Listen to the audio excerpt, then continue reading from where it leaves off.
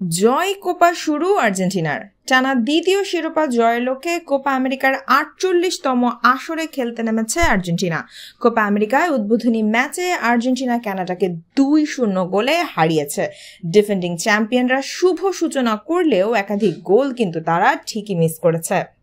Mercedes bench স্টেডিয়ামে প্রথমার্ধে আর্জেন্টিনাকে গোল করতে দেয়নি কোপায় সদ্য অভিষিক্ত কানাডা। দুই দলই গোল শূন্য ব্যবধানে বিরতিতে যায়। তবে বিরতির পরেই আর্জেন্টিনাকে লিড এনে দিয়ে আনন্দে ভাসান আলভারেজ। এ ম্যাচে ডান পায়ের শটে গোল করে আর্জেন্টিনার হয়ে টানা ১৩ ম্যাচের গোল খরা কাটালেন আলভারেজ। সমতায় ফিরতে মরিয়া হয়ে উঠেছিল কানাডাও, কিন্তু অভিজ্ঞ সেন্টার ব্যাক ওতামেন্ডি নামলে সেটা রক্ষণে ভালো মতোই কাজে দেয়। ৮৮ মিনিটে আবারও মেসির পাস থেকে আসে দ্বিতীয় গোল। তবে দ্বিতীয়ার্ধে দুটি পরিষ্কার গোলের সুযোগ কিন্তু নষ্ট করেছেন মেসি। প্রায় ৭১,০০০ দর্শকের সামনে বিশ্ব চ্যাম্পিয়ন আর্জেন্টিনা এই ম্যাচে অন্তত ৪ থেকে ৫টি গোল তো করতেই পারত। এদিন আবার কোপা ইতিহাস গড়েছেন কাতার বিশ্বকাপ জয়ী লিওনেল মেসি।